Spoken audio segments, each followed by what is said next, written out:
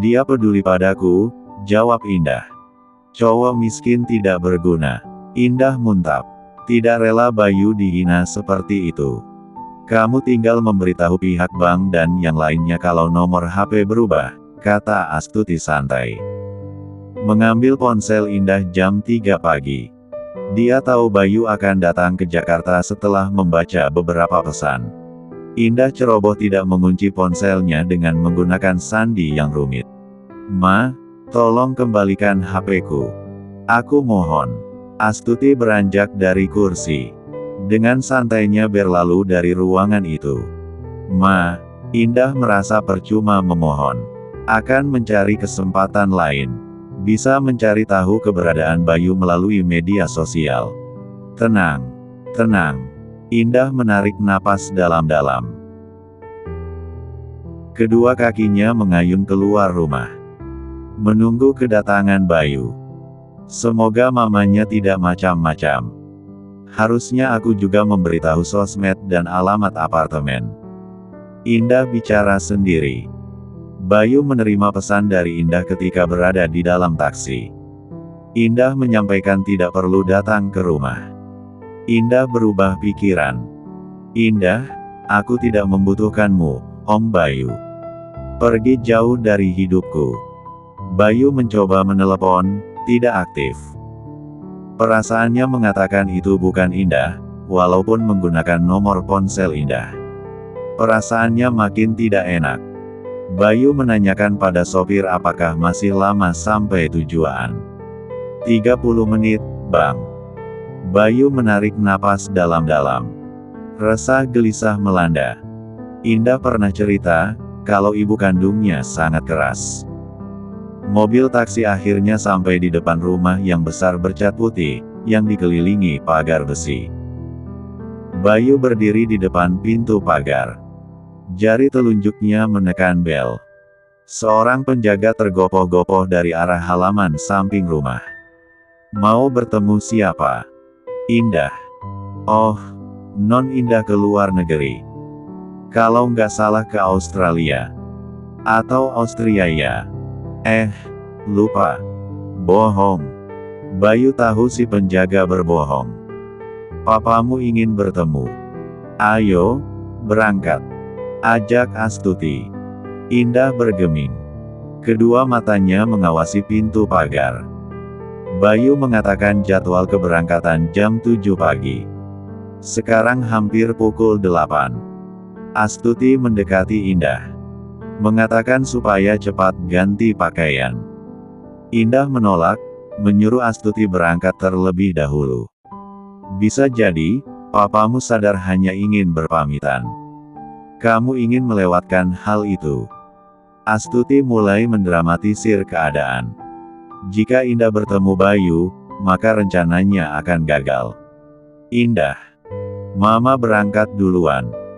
Aku akan nyusul 1 jam lagi, sahut Indah, mengawasi sekitar pagar.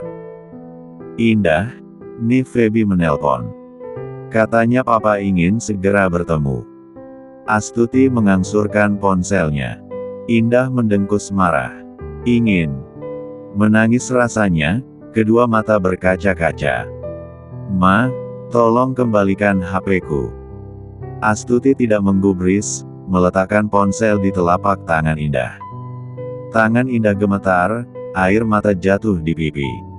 Posisinya sungguh dilema. Halo, Pak. Kata Feby kamu pulang. Papa ingin bertemu, nak. Suara Harsa terdengar lirih sekali. Iya, Pak. Aku akan ke rumah sakit. Indah mengusap pipinya. Dikembalikan ponsel Astuti. Ma, HP-ku. Aku mohon.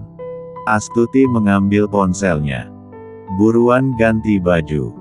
Indah ingin berteriak kencang. Ingin memaki perempuan tua di hadapannya. Lalu, dia mengontrol amarah demi bayi di dalam kandungan. Kemeja biru tua dan celana kulot menjadi andalan Indah. Jika tidak ada menyentuh perutnya, atau berpelukan maka kehamilan yang disembunyikan tidak akan terbongkar. Indah menitip pesan pada penjaga rumah, kalau ada yang datang mencarinya disuruh menunggu. Indah mengenakan kacamata hitam untuk menutupi kegundahan yang terpancar. Percuma memohon minta ponselnya dikembalikan. Indah harus memikirkan bagaimana caranya bisa menghubungi Bayu.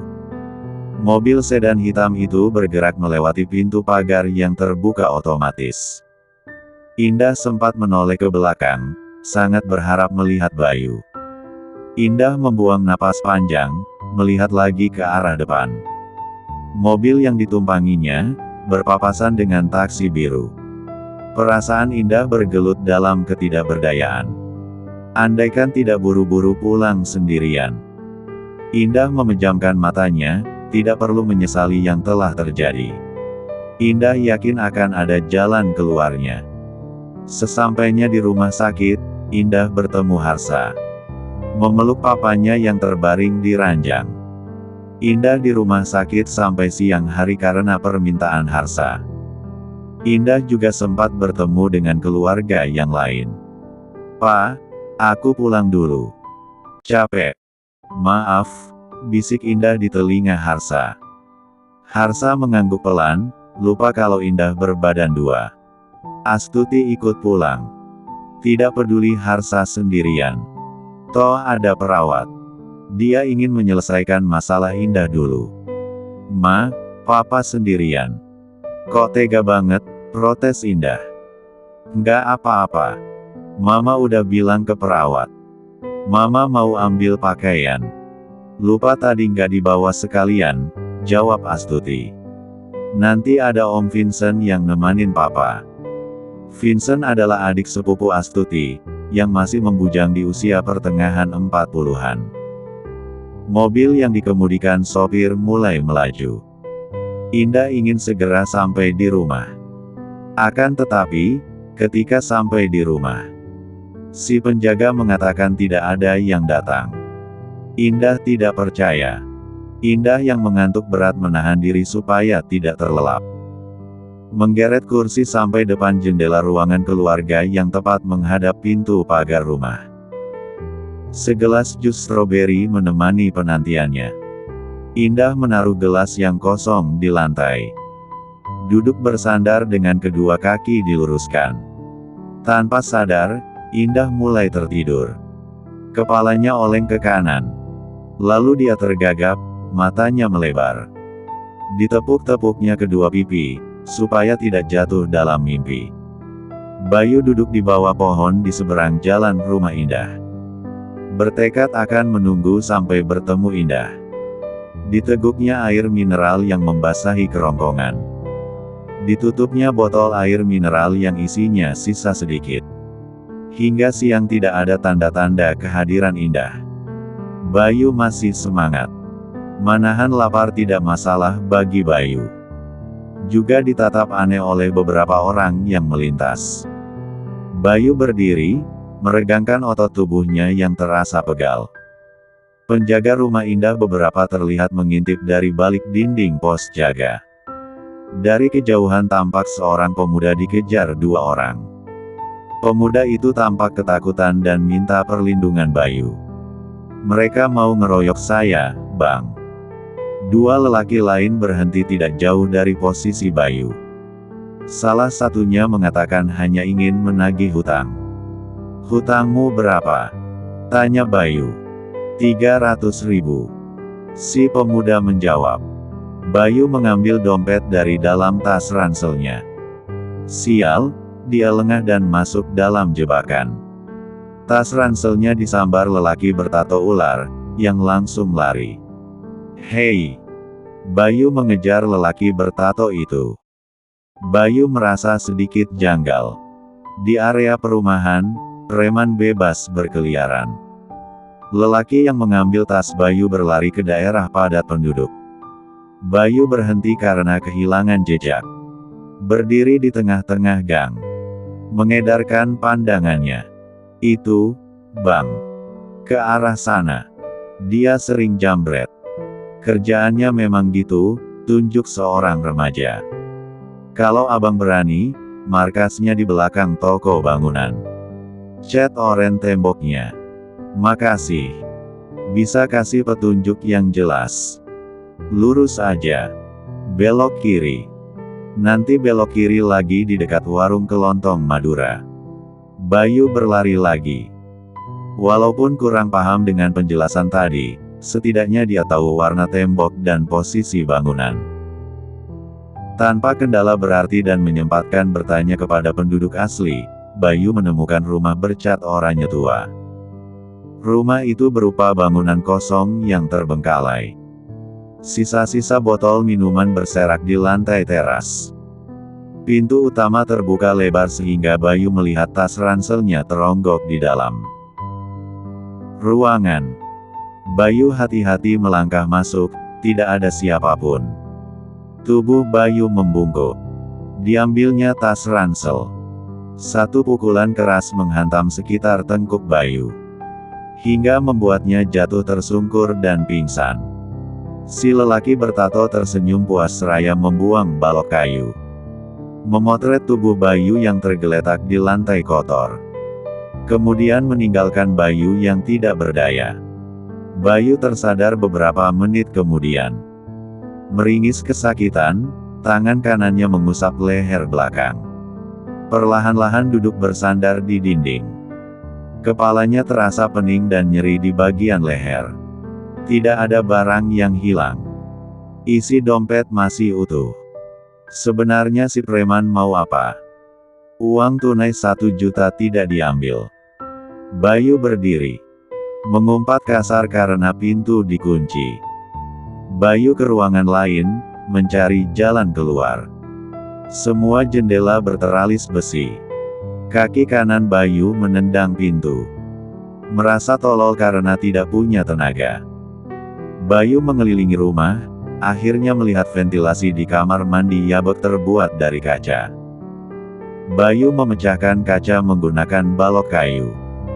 Lengannya tergores sisa kaca di pinggir ketika mencoba keluar melalui ventilasi. Tidak seperti tadi yang bisa berlari. Bayu hanya mampu berjalan cepat. Sesekali melambat. Menyempatkan membeli air mineral dari roti 3 ribuan untuk mengganjal perut. Dimakan sambil berjalan. Bayu kembali ke tempat semula, di bawah pohon yang rindang. Mengawasi kediaman orang tua Indah. Indah ke dapur karena lapar. Membuat sendiri roti isi. Dia bisa makan apa saja. Tidak ada makanan yang menyebabkan mual. Apa kamu nggak jadi datang, Om? Gumam Indah pelan, diletakkan roti isi yang tinggal separuh. Indah ke ruang keluarga lagi. Melihat sosok yang dikenalnya dari balik kaca jendela. Lelaki yang mengenakan celana coklat tua, kaos putih, luaran kemeja biru muda. Om Bayu. Indah melambaikan tangan kanannya. Tetapi Bayu sedang bicara dengan tukang ojek. Indah berlari ke arah pintu. Jika kamu menemui Bayu, maka esok hari dia hanya tinggal nama, ancam Astuti yang sedari tadi memperhatikan Indah. Astuti mendekat, memperlihatkan foto Bayu yang terkapar di lantai kotor. Mama gila. Desis Indah. Mama sakit jiwa. Mama juga bisa menghancurkan keluarganya, Indah. Silakan pilih. Ma. Indah menahan amarah. Kedua telapak tangannya mengepal. Kamu yang menyebabkan kematian Bayu. Astuti menyimpan kembali ponselnya. Tadi Bayu hanya dipukul lehernya. Ekspresi wajah Indah antara marah dan bingung. Ancaman Astuti tidak main-main. Izinkan aku bertemu dengannya untuk terakhir kalinya, Ma. Aku janji tidak akan menemuinya atau menghubunginya. Ma, aku mohon. Air mata Indah mulai luruh. Apa Mama bisa mempercayaimu? Bisa. Aku nggak akan ingkar, jawab Indah. Karena Indah memikirkan Harsa, karena esok hari berjanji akan menjenguk Harsa. 5 menit, Indah. Ma. Atau tidak sama sekali. Indah berlari ke arah pintu. Membuka pintu lebar-lebar. Om Bayu. Bayu menoleh ke sumber suara. Melihat Indah yang berlari seiring pintu pagar terbuka. Bayu meletakkan tas ransel sembarangan, berlari menyeberangi jalan yang sepi. Indah, jangan lari. Hati-hati, seru Bayu. Indah makin mendekat, mendarat dalam pelukan Bayu. Memeluk erat punggung lelaki yang sedari pagi ditunggu. Indah. Bayu tidak mampu melanjutkan ucapannya. Maaf. HP-ku disita Mama. Aku nggak bisa ngasih kabar, Om. Indah ingin waktu berhenti. Aku nggak bisa lama-lama. Om Bayu pulang saja, imbuhnya. Tapi, Indah. Bayu memegang pinggang dan bagian belakang kepala Indah. Mengecup-ngecup puncak kepala. Aku yang akan mencari Om Bayu. Untuk saat ini, kita nggak bisa bertemu. Kenapa? Bayu menjauhkan wajahnya, kedua tangan menangkup wajah Indah. Kedua mata Indah berkabut nelangsa. Karena Mama. Indah terisak, memegang satu tangan Bayu, diarahkan ke atas perutnya. Kami akan kembali bersamamu. Bayu bisa merasakan pergerakan pelan si bayi. Ada apa ini, Indah? Sesuatu terjadi. Indah, waktumu sudah habis. Teriak Astuti dari teras rumah. Percayalah, kami berdua akan mencarimu, kata Indah. Sampai jumpa, Om Bayu. Indah berlari meninggalkan Bayu. 3 orang lelaki tinggi besar menghalangi Bayu yang akan menyusul Indah. Astuti menghampiri Bayu, tidak dapat dipungkiri Bayu memang tampan. Kulit sawo matang khas pribumi, mata agak sipit, hidung mancung, tubuh tegap, dan tinggi. Sayang sekali hanya lelaki biasa. Jauhi Indah, Bayu. Kamu tidak ingin Indah kehilangan bayinya, kan? Ancam Astuti, lalu berbalik. Berjalan penuh keangkuhan. Bayu berdiri, di depan pintu pagar yang mulai menutup. Ada nyeri di relung hatinya. Merasa gagal sebagai lelaki. Bayu berdiri sekitar 5 menitan di depan pagar, sampai Indah menghilang di balik pintu. Bayu perlahan berbalik, berjalan gontai ke seberang jalan.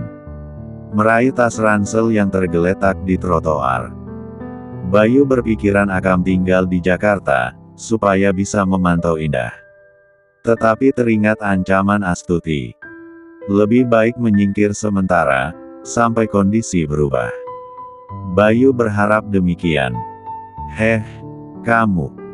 Bayu menengok ke belakang, melihat penjaga rumah yang melambaikan tangan supaya mendekat. Gimana, Pak? Tanya Bayu ketika berhadapan dengan si penjaga rumah. Non Indah minta baju kamu. Buruan. Si penjaga rumah mengulurkan tangannya melewati pagar. Bayu membuka tas ransel, memberikan kemeja warna midnight blue dengan motif kotak bergaris merah. Tanpa berkata-kata lagi, si penjaga masuk ke dalam rumah. Helaan napas berat keluar dari mulut Bayu. Dadanya sesak, matanya merebak air mata, bibirnya menyunggingkan senyum, dan tangan kanan melambai pelan kala melihat siluet Indah dari balik jendela kaca. Indah tampak membalas lambaian. Lalu, tirai jendela ditutup Astuti. Bayu merogoh saku celana, terdengar notifikasi pesan. Dari nomor yang tidak dikenal, menyuruh Bayu segera pergi. Bayu menilik foto profil, ternyata Astuti. Astuti, aku tidak main-main dengan ancamanku tadi. Bayu melihat ke arah rumah besar itu. Sampai bertemu lagi, Indah, ucapnya lirih. Lelaki itu mulai mengayunkan kedua kakinya. Mengusap ujung mata yang basah. Belum ada ungkapan cinta, tapi Bayu sudah merasakan kejamnya cinta. Bayu berhenti di depan rumah kosong, menunggu taksi. Taksi yang dipesan mengantar Bayu ke hotel. Bayu perlu tempat untuk istirahat. Lehernya masih terasa sakit, tapi Bayu tidak periksa ke dokter. Bayu sampai di hotel. Bisa mendapatkan kamar dan melakukan check-in. Tanpa sengaja Bayu menabrak perempuan tua ketika berjalan menuju lift, yang berusia sekitar 50 tahunan. "Maaf, Bu," kata Bayu, mengambil paperback yang jatuh, diberikan pada perempuan itu. Cek. Menjengkelkan sekali. Si perempuan menyambar paperback miliknya. "Ma, buruan!" Seorang perempuan muda berteriak dari arah lobi. "Bentar, Ai." Bayu memperhatikan perempuan tua itu. Sepertinya tidak asing. Sepertinya pernah bertemu. Entahlah. Kadang-kadang ada situasi yang terasa dejavu. Bayu masuk lift yang membawanya ke lantai 5. Di dalam kamar hotel, Bayu mengompres lehernya. Dia bertelanjang dada, duduk di kursi. Tangan kiri memegang ponsel, melihat foto-foto indah yang tersimpan di galeri ponsel. Bayu tersenyum samar. "Baik-baik ya, kamu. Jangan sedih, nggak baik buat dedek," gumamnya. Bayu mengalihkan pandangan ke jendela besar. Langit Jakarta yang penuh polusi sedikit bergradasi warna oranye, pertanda matahari mulai terbenam. Punggungnya bersandar, tatapannya menerawang kosong. Bayu merasa di titik paling terendah. Astuti memandang suaminya yang terbaring di atas ranjang. Dasar lelaki tidak berguna, perusahaan di ujung tanduk malah sakit-sakitan. Harusnya bekerja keras. Harsa bisa melewati masa-masa kritis. Tapi Astuti tidak merasa bahagia. Perempuan berusia 45 tahun itu merasa sangat direpotkan. Setiap hari harus bolak-balik ke rumah sakit. Astuti menikah dengan Harsa di usia muda, selesai kuliah langsung dilamar. Beberapa kali Astuti melihat jam tangan, menunggu seseorang yang akan menjenguk Harsa. "Dari mana kamu?" hardik Astuti. "Makan. Lapar." "Biasa ibu hamil," sahut Indah yang memasuki ruang rawat inap. Seminggu berlalu, setiap sore Indah ke rumah sakit. Pulang jam 9 malam. "Papamu sudah membaik, lebih baik kamu di rumah, Indah. Perutmu itu makin lama makin membesar," ucap Astuti, kesal. Dari hari ke hari, tubuh Indah mulai memperlihatkan sebagai perempuan berbadan dua. "Aku nggak peduli, Ma. Aku sudah nggak peduli dengan omongan orang. Biarkan keluarga dan orang-orang terdekat tahu.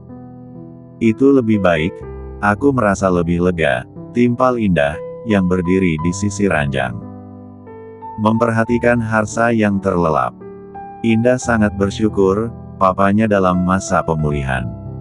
Selanjutnya akan mengikuti rehabilitasi jantung dan mengubah kebiasaan sehari-hari. Mengonsumsi obat yang diresepkan juga kontrol rutin. Suara ketukan membuat Astuti gugup. Menarik Indah supaya duduk, menutupi perut menggunakan bantal. "Ma, apa-apaan?